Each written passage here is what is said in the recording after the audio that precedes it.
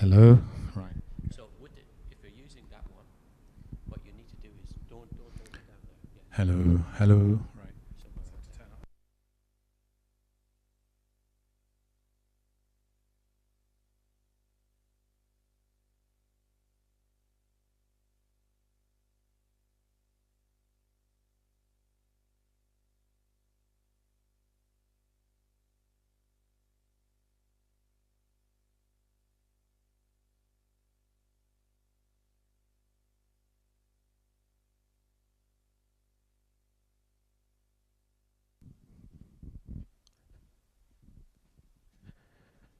Testing, testing, testing, testing, testing. Handheld too.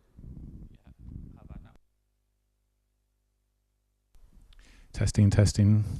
Yeah.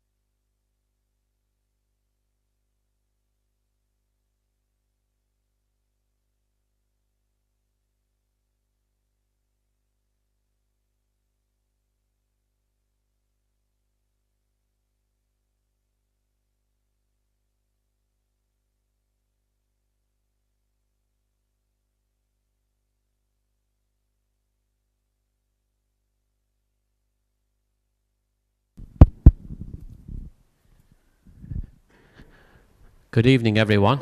Thank you for joining us this evening for our talk on science and religion with Professor John O'Brien. And John here is a parishioner in the parish. He's worked all his life in science, near enough, in all areas of science, or many areas. He's worked for the government as an advisor. He's worked in academia in various places for a number of years. He's also worked in industry.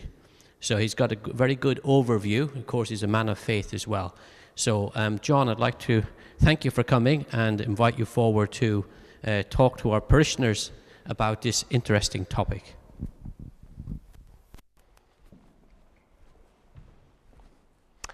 Thank you, Father Con, and good evening, ladies and gentlemen. So I want to thank Father Con, first of all, for the inspiration and the invitation to give this series of lectures. I was relaxing on a warm summer afternoon, and I got the call, and I said, yeah, sure, I'd love to do that. And then, of course, the hard work started. But really, this is a topic that's been close to my heart for a very long time. When I finished my PhD, I got a gift of Stephen Hawking's book, A Brief History of Time. And that led to a lot of extra reading, extracurricular reading, you might add, because this area of science and faith, science and religion, it's not my area of expertise, but it is a fascinating topic that I think should interest every scientist, because if you have faith and you are a scientist, this is something that really needs exploring. And it is a huge area of interest. There's an abundance of literature on it, and there's an abundance of YouTube videos on it. And so we recognize, of course, that it's a question in many people's minds. Is there a conflict? Is science winning? Is religion winning? Where is all this going ultimately? So 3 lectures is a rather brief overview, but hopefully it will give you an appetite to explore more. My background as a scientist, I'm a food scientist, food chemist, and then I did toxicology. So I'm an applied scientist, not a fundamental scientist. And much of what you'll see in the presentation, of course, is reference to fundamental science. But the applied scientist, in a nutshell, has to make sense of science. So it's a bit like the layperson. How do you apply it? How do you do something useful with the science? So with that, it's a great pity that we don't have everybody in the room this evening, and they were doing it by live streaming. However, technology is coming to our assistance. We're going to use a little tool called Slido, which I'll introduce in a minute, and that's going to enable us to receive your questions live and hopefully try to answer them. And also, we're going to start off by a brief poll to get your opinion on the topic. So with that, I'll give you a brief overview of what we're going to deal with in the next 40 to 50 minutes. So to begin with, we have the audience poll, which I'll introduce in a second. A lot of discussion about evidence. Evidence is at the heart of everything. It's all about evidence these days, which we hear about. A case study, because one of the apostles to ask about evidence was St. Thomas the Apostle, following the resurrection. I'm going to use 3 examples from science history to make 3 very important points. One is that science is progressive. It changes over time, and the laws evolve over time. The second area is that science is a bit messy. There are disagreements, and there are debates about interpretation. And it's always in a state of flux. And then thirdly, from the biological sciences, the importance of combining science with the reality that we're humans, and that we have to think about it in more than just terms of science, but also in terms of spirituality. A few words about the engagement between science and the formal structures of the Catholic Church. A brief few slides on creationism and intelligent design, because that's a big trend in some parts of the world. Some contrary views. I'm going to mention postmodernism briefly toward the end. And then finally, hopefully, we'll sum it all up into some takeaway messages, and then give you some insights into what we're going to deal with in the next session. So with that, we're ready to start the poll. I'm going to introduce Paul Guinan, And Paul is going to explain how we're going to actually do this. But in your email, you'll have had a web address, slide.do, and you'll have an event code. And if you enter these, you'll get into Slido, the system, and then you've got 3 questions. So we're going to give you a minute or a minute and a half to choose one of the 3. Do you want to add anything, Paul? No, that's about it. So it's very easy, either on your phone or on your laptop. If you just open up a browser, Slido is the only thing that's named that. And it's very obvious where you have to enter event code 18492. That goes straight through to the poll. And you just have to press the poll and enter it. So, over to you, audience, and we will assimilate and analyze these in about a minute.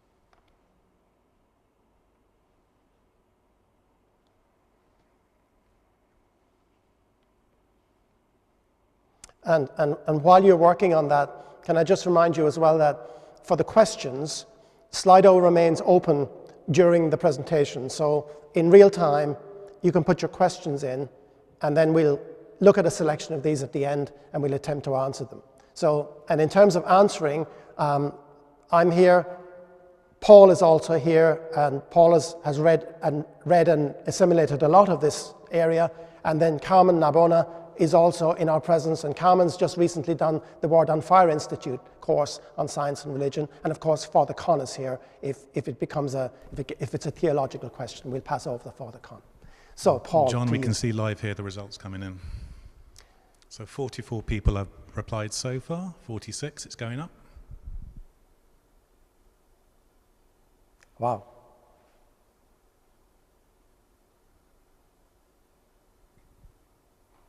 Should we give it another 20 seconds? Let's give it another 20 seconds. Yeah, let's get it above the 50. A representative sample. Yeah.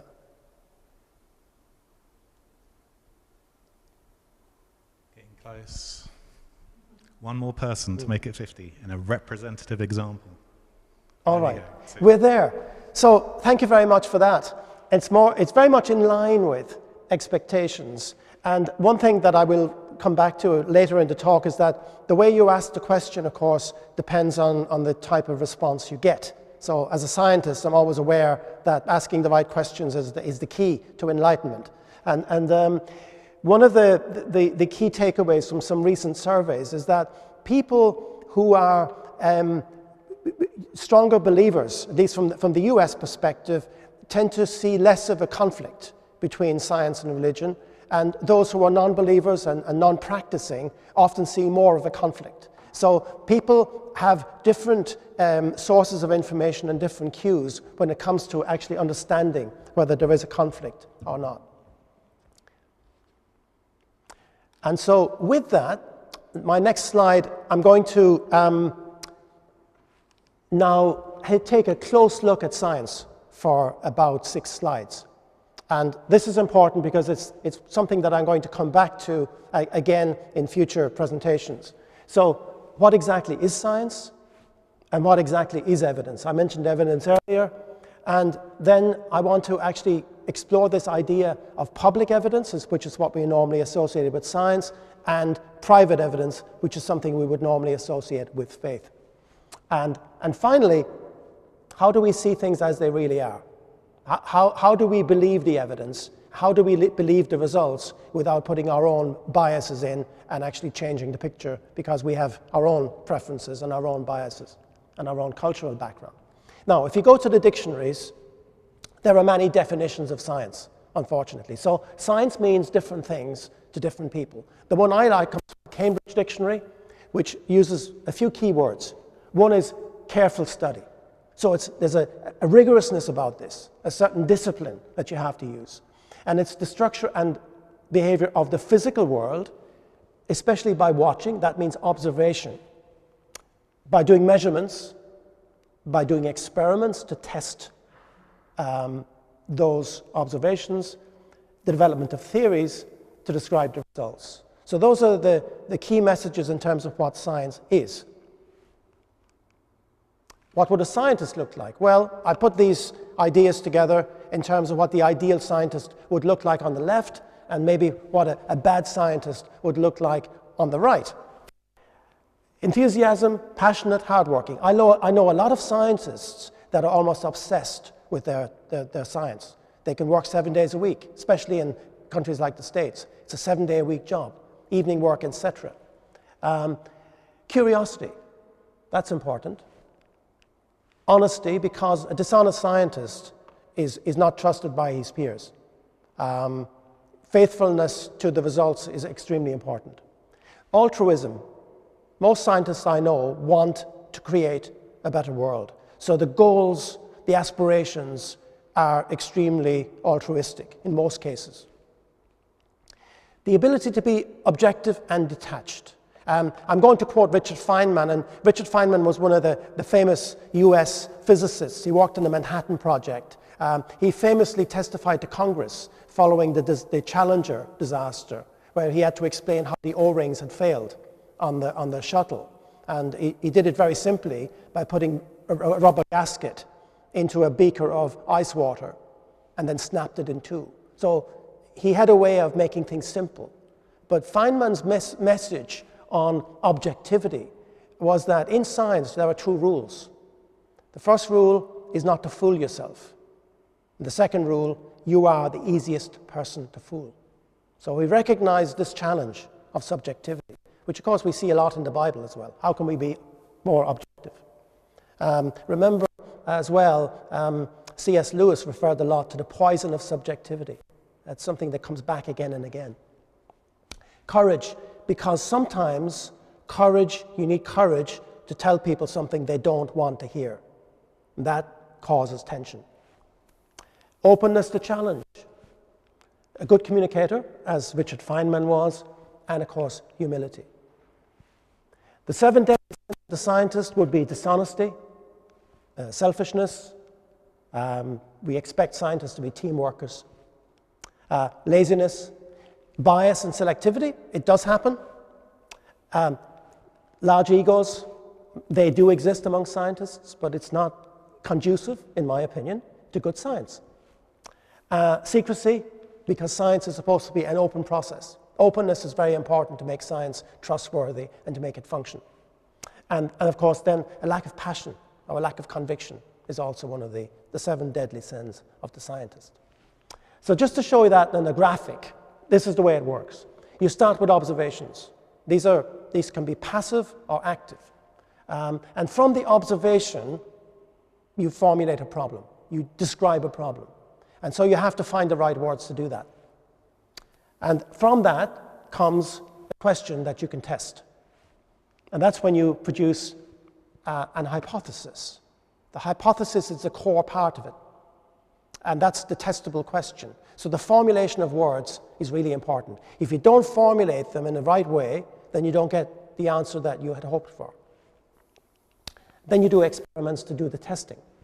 And ultimately, you may get useful answers, you may get solutions, theories, and natural laws. And those natural laws can actually exist until they're superseded by a new question and by a new set of laws. So it is something of a cycle. Now, I said earlier, one of the challenges in doing this, of course, is being objective. And that's always a problem. So how do we make sure that we're being open-minded and objective? And I've got a few quotes here to help us to see that. First of all, Francis Bacon. We tend to believe more readily what we like than what we don't like. And our own opinions, of course, are the clouds that prevent us seeing reality. And because of that, we tend to think in models. We tend to package things into a convenient framework or model. We talk a lot of paradigms. We talk within a paradigm. And sometimes the model has to be updated, and so we shift to a new paradigm. Stephen Hawking had a particularly apt reminder that the biggest threat to knowledge is not ignorance, it's the illusion of knowledge. It's us thinking we're right when we're not right. That's a bigger problem. Now, I've got an interesting image here that I want you to look at more carefully. And I want you to tell me if you see a duck, which I guess you can, because it's a duck, isn't it? But it's not just a duck, it's a rabbit as well. So depending on how you look at it, you can see the duck, the bill, or you can see the rabbit, the mouth, the eye, and the ears. You can see it two ways. So we can see a lot of problems in more than one way. And this is interesting. And there are many illusions like that, as the old lady and the young lady, which people have great fun looking at. Can you see both sides of the picture? That's a great challenge.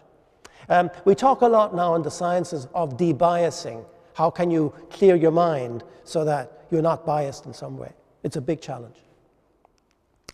Now, going back to this issue of observations and data, it's also important to realize that more data doesn't equal more know-how. More data doesn't equal more evidence. And this is how evidence is produced. We start with raw data, and that's no longer a problem. We can generate massive amounts these days. And then we produce information and understanding, and from this, hopefully, evidence, and then hopefully action. Now, this is where it gets messy, as we know. We see it in daily life. We see it in the form of a management of problems that are defined by science. We see it in the form of action against climate change, et cetera, et cetera, et cetera. And remember, the climate change issue is very important. We've done more damage to our planet in this generation than any generation before. Remember that half of the coral of the Great Barrier Reef disappeared in our generation. That's what we did as a generation. So now believing the evidence and acting upon the evidence becomes more important than ever. So this is a plea for, again, using science in an intelligent way. Lord Kelvin was a big advocate of producing measurements, and then producing numbers based on those measures. But Plato, of course, a long time before Kelvin, of course, said that a good decision is based on knowledge and not numbers. So we've got to translate these numbers into knowledge here, and then the knowledge by consensus into some form of evidence. So that's the scientific process in a nutshell. Very quickly, I've given you kind of a Science 101 in about 10 minutes. Now, I wanted to add one more slide to the discussion of the scientific process, and that is a brief discussion of Karl Popper. And you may have heard the story of the white swan and the black swan. So if you go out to Weybridge any day of the week, you're more likely going to see a white swan. And 200 years ago, if you went out in Weybridge and you took a sample of swans, you would have 100% white swans. And based on that, you would say, yeah, I'm pretty sure all swans are white. So my hypothesis is all swans are white. And you would be correct in Weybridge. But what explorers discovered about 200, 300 years ago, when they first set foot in Australia, is that there were also black swans. Surprise, surprise. So your hypothesis that all swans are white would have been the wrong hypothesis. This is known as falsification. So science advances by putting together a proposition. But propositions are easy to falsify because all you need to find is one black swan, and the fact that you've observed 1,000 white swans is suddenly falsified.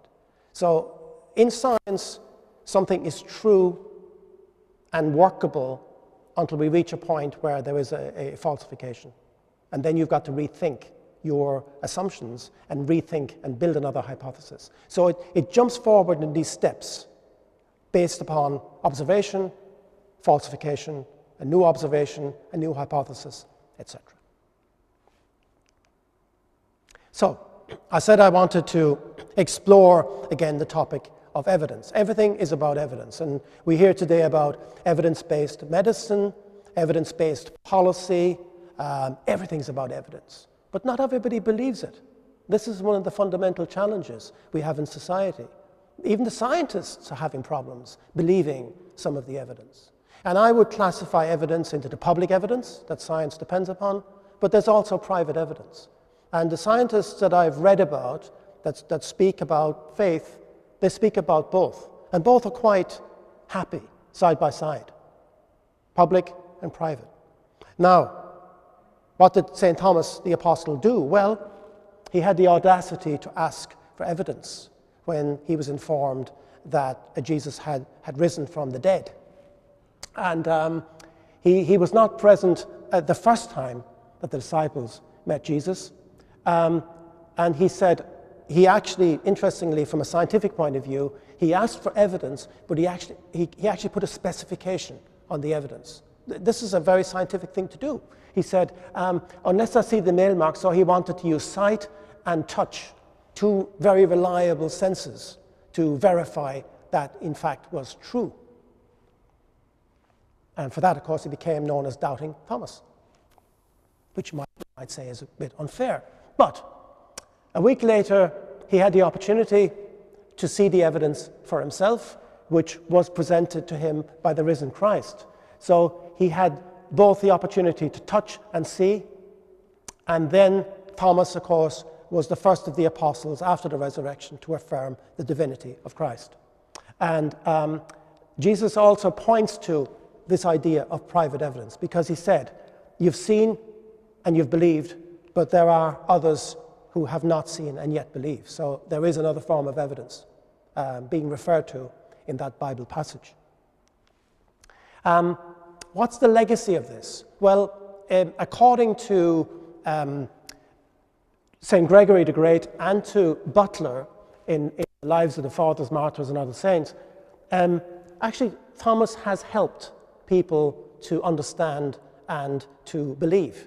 And in the case of Butler, and this goes back to 1926, so it's not a recent publication, he said that from the incredulity of St. Thomas,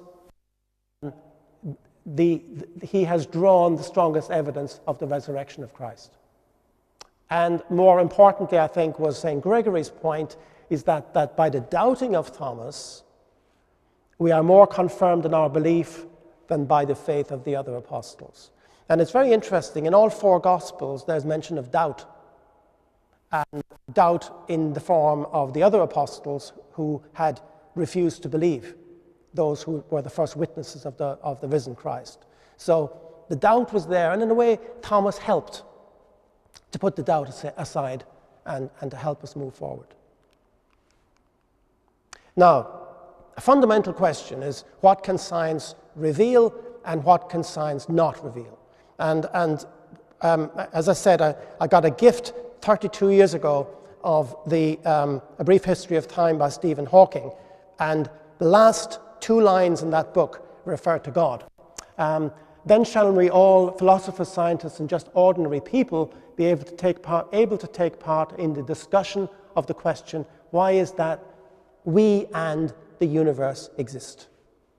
And then he aspires that when we have actually reached that point, we will ultimately be able to know the mind of God. But can science know the mind of God? And the answer to that from a biblical perspective is no. If you go back to Isaiah, he makes the point from the Lord that my thoughts are not your thoughts, neither are your ways my ways, declares the Lord. So there are things that science cannot know. And this is one of the fundamental takeaways from this evening. Science cannot answer the question. And now I want to get into these examples I mentioned earlier. Again, the progressive nature of science.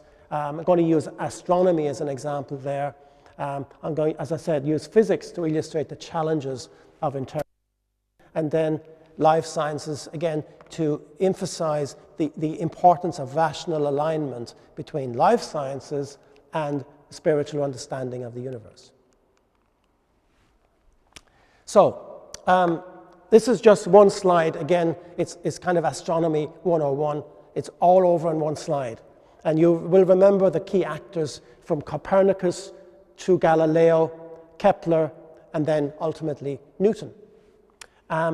Copernicus, by the way, was a monk, a Polish monk. So he started the idea that maybe the sun does not revolve around the Earth, the geocentric perspective on science. He said, well, the evidence actually, again, evidence, points to a heliocentric model. It's the Earth that's revolving around the sun, not the other way around.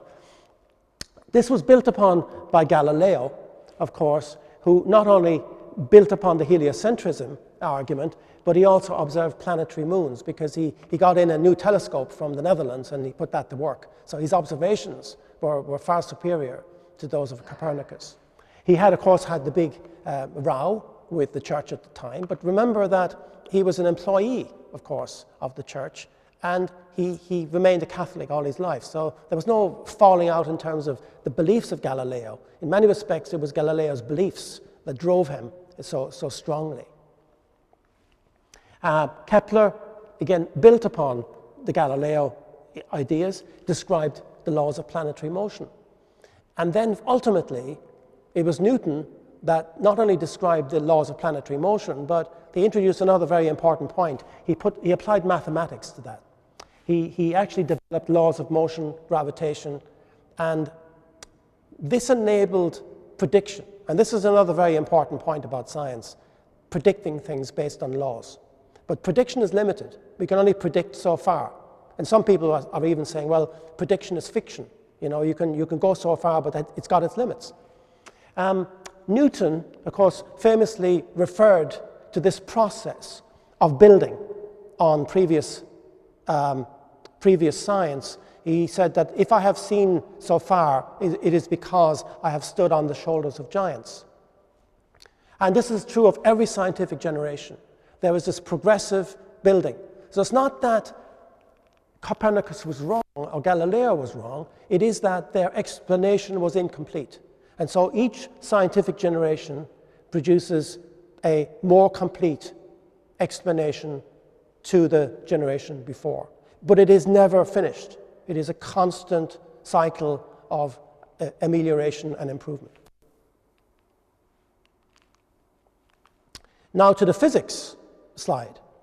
Well, one of the key difficulties that science had was about 100 years ago, when the atom was being explored and people began for the first time to explore subatomic particles. And up to the point of Einstein, it was assumed that we were living in a determinative world where there was cause and effect, and everything could be predicted with confidence based on equations. With the advent of quantum science, quantum physics in the 1920s, of course, we started to enter the realm of probability. And this is at the heart of something called the Heisenberg uncertainty principle. Heisenberg simply stated that you could not, with confidence or with precision, measure both the location of a particle and its properties at the same time. This is called Heisenberg uncertainty. The only thing you could use to predict where something was or what its properties were was probability. And this really annoyed Einstein, and he wasn't a strong believer, but he believed in a deity. And he said he didn't believe God played dice. And this, by the way, this debate has never been fully resolved. So Einstein said God does not play dice. His famous protagonist and sparring partner was Niels Bohr in Copenhagen, who admonished Einstein by saying, Albert, don't tell God what he can do. And Bohr, of course, was an atheist, but I think he helped by, advising Einstein that God can do what he likes. God can do what he wants. He's omnipotent and omniscient.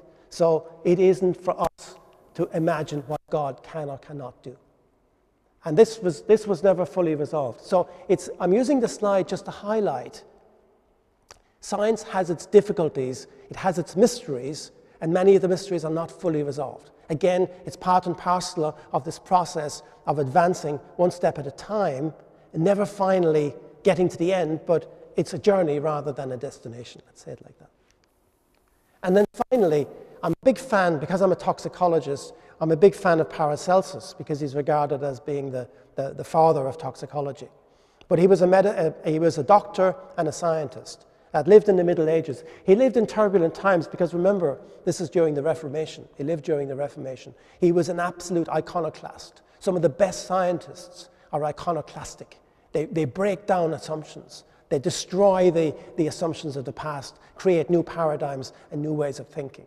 And Paracelsus was a Catholic. His spirituality comes through in his writings, and the smart people among you will see that most of his work was published posthumously. He was dead many years before a lot of the work was published.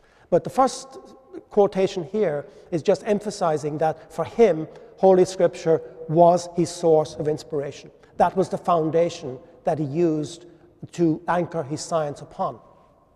The second one, he was discussing and seeing humanity through illnesses when his peers at the time were not, including mental illness. So, he was advocating here that there's a human being buried in the body, even if the person is mentally ill.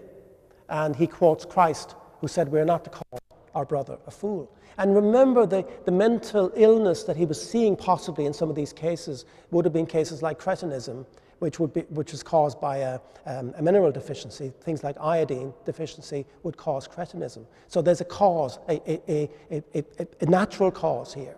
And he was trying to understand the cause and also encourage compassion at the same time. So science and compassion can very much be partners here if you see it the right way.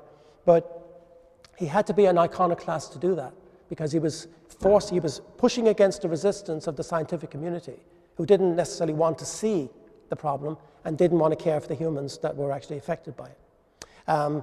He was at first a big fan of Luther, of course, but he never converted to Protestantism and died a Catholic, but he made enemies of everyone, which I guess you have to admire. He fell out with everybody because he admonished everybody along the way. But you need people like that. Now, I mentioned mysteries earlier in the realm of science, and one thing that comes back repeatedly, it's in all of Stephen Hawking's writings, it's in much of Einstein's, and they both mention God in different contexts. I think Einstein imagines a deity. Hawking regarded himself as being agnostic, but uses God as the embodiment of the wonder that he sees in nature and physics. So Einstein is mentioning a lot the mysterious, and it's one of the things that actually makes him really stand back and enjoy science and enjoy nature for what it is. So it's not that dissimilar from the faith. We have our mysteries. We celebrate mysteries. But here you have a scientist who's also celebrating the mysteries of science. And that leads us then to what can science answer and what can science not answer? Well, the first question is the obvious one. Why are we here?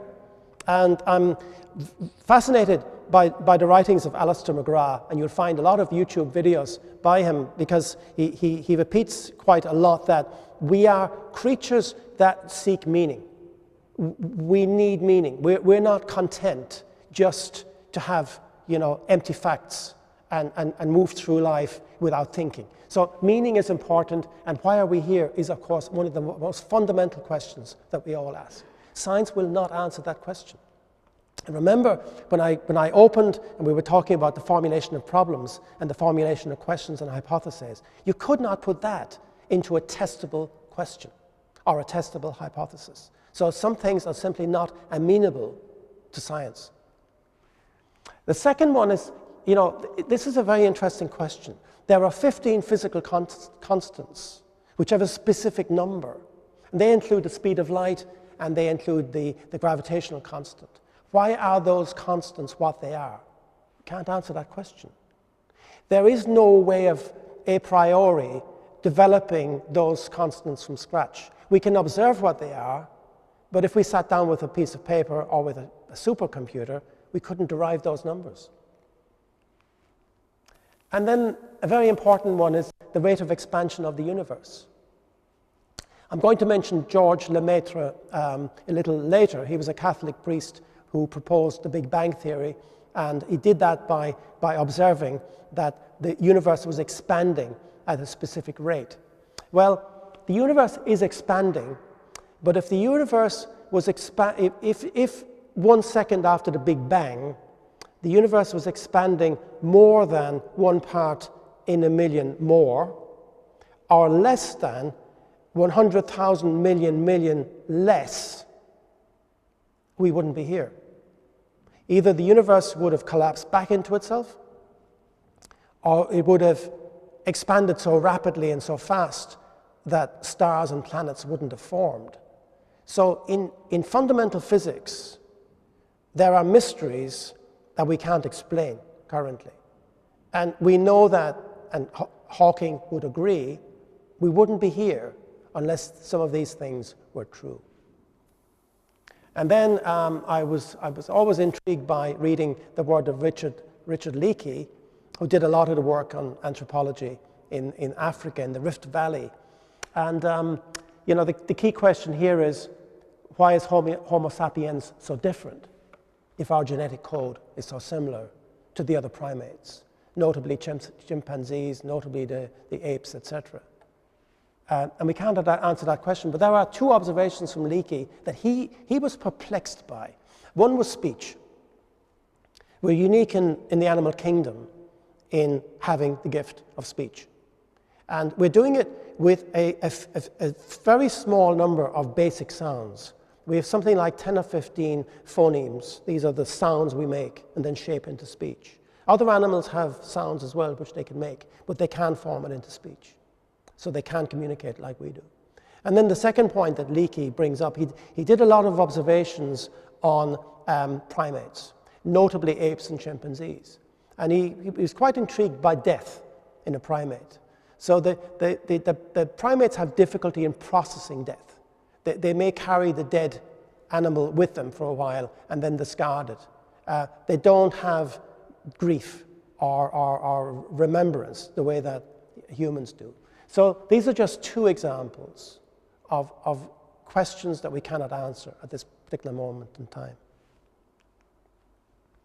Now, science and religion in the media, of course, is one of the drivers of all the confusion, and perhaps you were thinking when you answered the poll, what about what I'm reading in the newspapers? Well, one of the things you might have read about 10 years ago, and in fact more recently as well in 2015, the God particle. And I'm going to come back to that in a second.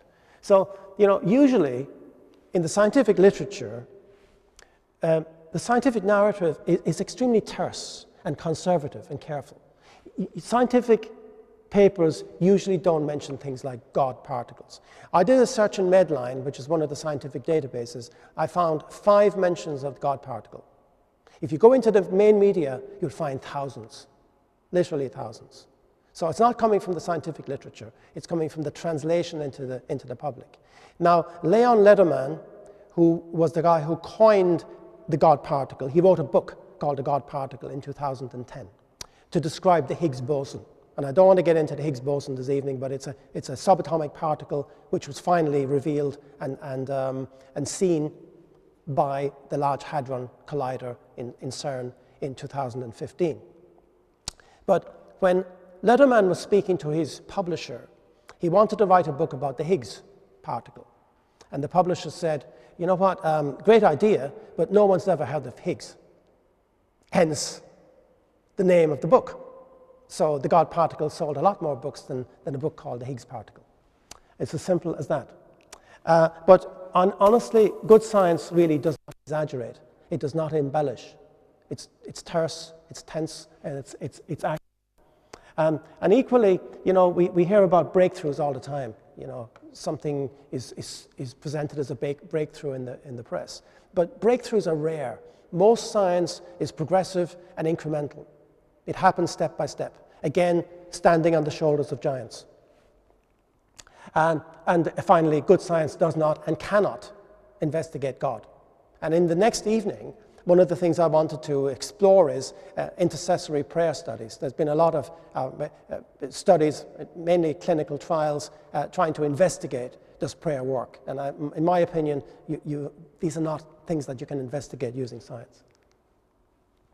Now, in recent years, of course, we had a few momentous milestones in science. In the year 2000, the human genome was finally deciphered. And we could describe every human being in terms of data, in terms of base pairs of DNA, which prompted Richard Dawkins, of course, in The Blind Watchmaker, to say that, you know what, it all boils down to information technology. And you can actually represent the human being in the form of one of these. You could put your data on a USB key, and that's it. It's a few hundred gigabytes, and that's Dawkins' depressing view that we're just data. I think we probably should also hear from a more authoritative source in relation to the Human Genome Project, and that is the head of the Human Genome Project, Francis Collins, who said that for him it was an awe-inspiring experience to finally see the instruction book that had previously only been seen by God. And this was a direct quote from what he actually said when they had the ceremony in the White House, which finally closed the book on the first human genome sequence. The whole thing cost $100 million, so it wasn't cheap, but it introduced a new era. And that before this, of course, there was a lot of hype about this is going to change everything, it's going to change the game, we're going to know the genome so we can predict everything. Not so. There were still very many unanswered questions. And even if I know my genome, there are many other things about me that I can't actually know currently. There's an epigenome, for instance, and then there's all the other things that can actually not be put on a stick. I'm not puttable on a stick, as it were. Now, I'm going to jump ahead here to what I mentioned earlier about the dialogue between the church and science. And this has gone on for hundreds of years already. There's the Pontifical Academy of Sciences, of course, which is about 80 people, and that's been around in some form since the 1600s. And then there's the Pontifical Observatory, of course, which deals with matters astronomical.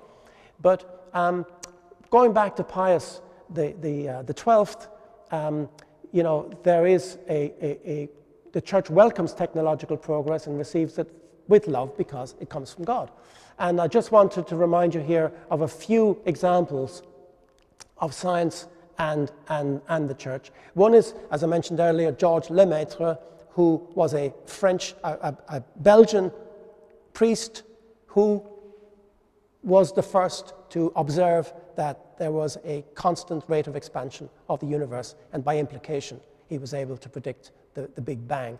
There is now a constant. It used to be called the Hubble constant, and now it's the Hubble-Lemaitre constant, which defines the rate of expansion of the universe. And this is him with Einstein in 1933.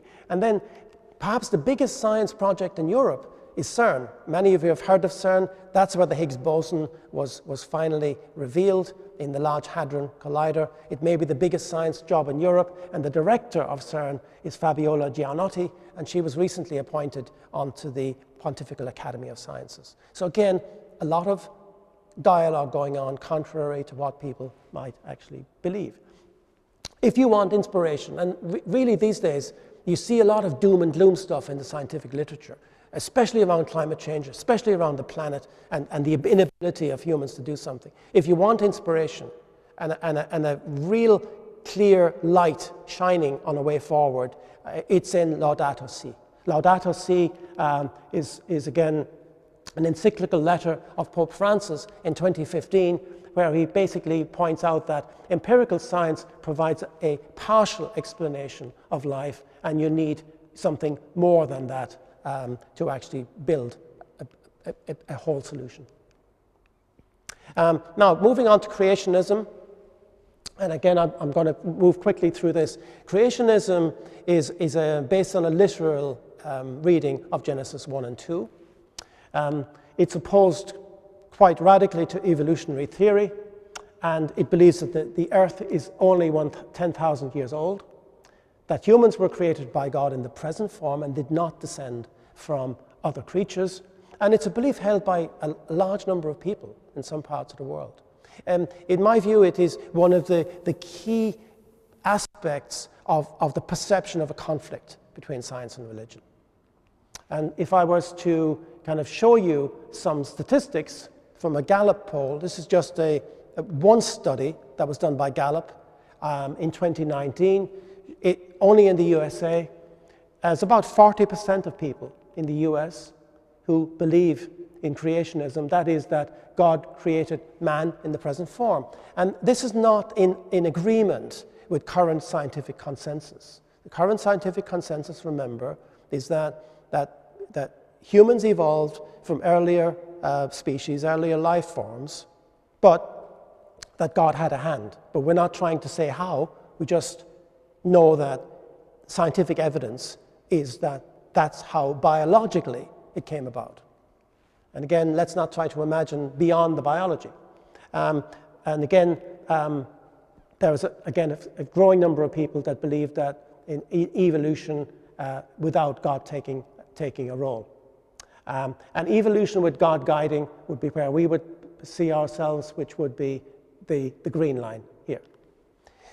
There's another study by the Pew Research Center which confirms these studies, done around 2018. But remember, how the question is asked impacts on the results you find. So I think Pew was around 8%, and it depends on the religious denomination you ask. There's a huge diversity among the Christian faiths in how they answer this question. Evangelical Protestants are more in favor of the creationist explanation, less so on Catholics, but I think around 10% of Catholics in the US would prefer the creationist explanation as well. So it varies quite a lot depending on the denomination.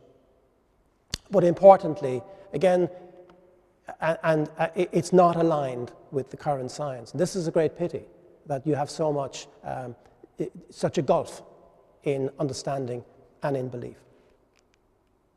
Again, beginning to sum up a few conflicts, and we hear a lot about, of course, scientism. Scientism is the belief that science will solve all of our problems. Our lives can be transformed by science. It's an irrational confidence that science will answer all the questions and everything will be fine. You could argue that it's kind of like techno-fixing everything. Well, techno-fixing has its limitations as well. And then the other extreme, of course, is the God of the gaps theology. The idea that all the things we can't explain, for instance, that God's responsible for those. And that's not tenable either, because science will incrementally explain more and more. So we have to be very careful in using a God of the gaps approach to say the things we don't know, that's God. The things we do know, that's science. So reality is somewhere in between. Postmodernism, in brief, is the rejection of any form of objective truth. And as such, of course, it's in contradiction to both science and most religions. It is a threat to both. We depend on the belief in an objective truth, both in science and in the faith. Deconstructionism, of course, is closely allied to postmodernism. It is the idea that you can't trust words, that words can be rejumbled and rearranged, and in the end you don't get anywhere. But you know, this is why we have the idea of consensus in science, to get the wording right. And then, of course, we've heard a lot about post-truth in the last few years. It's never been out of the press. And so, just to wrap up, and to give you some key takeaway messages this evening, scientific understanding and laws are changing over time, incrementally. And the public acceptable face of science, of course, is our basis for understanding the natural world, but it is incomplete and complements rather than replaces the private evidence of believers. And contrary to perception, the Catholic Church has always been in close dialogue with science. And this is needed more than ever, because in the next two evenings, we're going to start to explore the challenges ahead new technologies, new science, the increasing pace of science, and where that's going to take us. A key takeaway message, of course, please don't believe everything you read in the media. And not all religious worldviews, of course, are in agreement with not all of the science. So this is a fundamental challenge, I think, to us all, to get better alignment, to get better agreement, where the two can meet. And some of the worldviews, like postmodernism, as I mentioned, are a threat to both science and to most religions. Now, with that, I want to thank you for joining us this evening. I want to now ask Paul to look at some of the questions.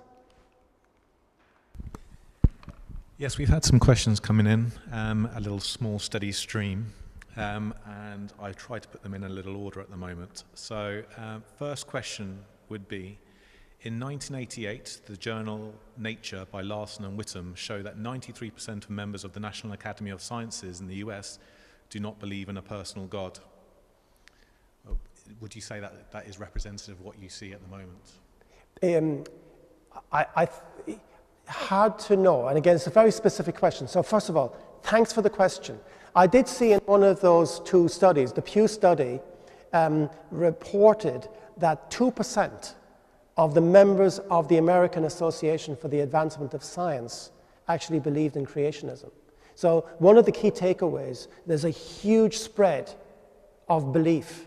There are atheist scientists and there are scientists who believe. Francis Collins is a key case in point.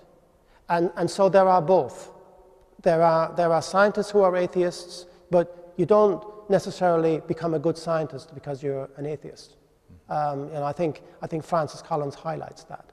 So one of the key messages for me is don't align atheism with science. This is a false alignment. And I don't know, maybe Carmen, do you want to add anything to that? No, not now? Okay. Just so we're aware, Carmen was a scientist as well when she was younger. Yeah. She was a biologist? Yes, indeed. Okay, second question. Does the anthropomorphic principle perhaps answer why the physical constants are what they are? Well, the anthropomorphic principle, of course, is, in a nutshell, because we're here, we see things as they are. If there was another universe that didn't support life, that wasn't conducive to the planets and our world, we wouldn't be there to see it and measure the constants. So that is something I want to explore in the next evening, because there are all these explanations. I would call the next evening interpretations and investigations, because we've gone to anthropomorphic principle, but then we've got ideas like, would God break his own laws? Is God a lawbreaker? And the idea that God throws dice, so God the gambler. So there are that, but I don't believe it does. That's the answer to the question. There is a more general question. Are science and religion compatible when it comes to understanding cosmology, biology? Cosmology and biology. Etc. I think they absolutely are. And I think, to make another plea for alignment here, I'm going to refer to C.P. Snow's Reed lecture back in the 1960s, and he refers to the two cultures. Now, he wasn't specifically referring to religion, but he was making a plea that science by itself is limited, and you either need the humanities, or you need the religions to give healthy perspective. And the risk that's been pointed out is that without those perspectives added to science, we risk becoming one-eyed creatures that see everything with a greatly reduced worldview. Science is reductionist by definition. And so if you don't have a bigger perspective, science itself is limited. Science has never needed the humanities, and it's never needed the different faith groups more than it does now. Okay. Are science university students taught links between religion and science? I don't believe they are. Not in my experience. Not in my experience. Yeah, the philosophy. I would argue that science university students are probably taught more about postmodernism than they are about science and religion. Having said that, my first course in this topic was at a university, so I'm grateful for that, at least, that there was the initiative to begin a discussion at a university where you had expertise in both areas. I think we've discussed previously about the philosophy, science, and theology. Yeah. They all should be speaking with each other. They should, and most scientists get very little training in philosophy, even though the award, of course, in most scientists' cases is a Doctor of Philosophy, but with very little philosophy training, I think, which would be useful to go back to that. Okay, that's the last of the main questions that have come in. So unless anyone's going to add some questions quickly now, that would be our time up essentially. It's coming up to 8:30. So it's great, yeah, and it's bringing us right up to time. I'm going to back up one, and I'm going to give you a taster of what we're going to do on the 24th of November. So again, to get back into these questions that science is trying to answer with why in the title, a review and critique of the scientific studies on intercessory prayer, and a perspective on future challenges. And then in the third evening, which, if memory serves me correctly, is the 9th of December, I want to get into the controversies in more detail, because that's what you read about, that's what sells books in the various bookstores, and so it would be remiss of me not to actually address those as well. So thank you very much for joining. It's been a pleasure, and stay safe. Thank you.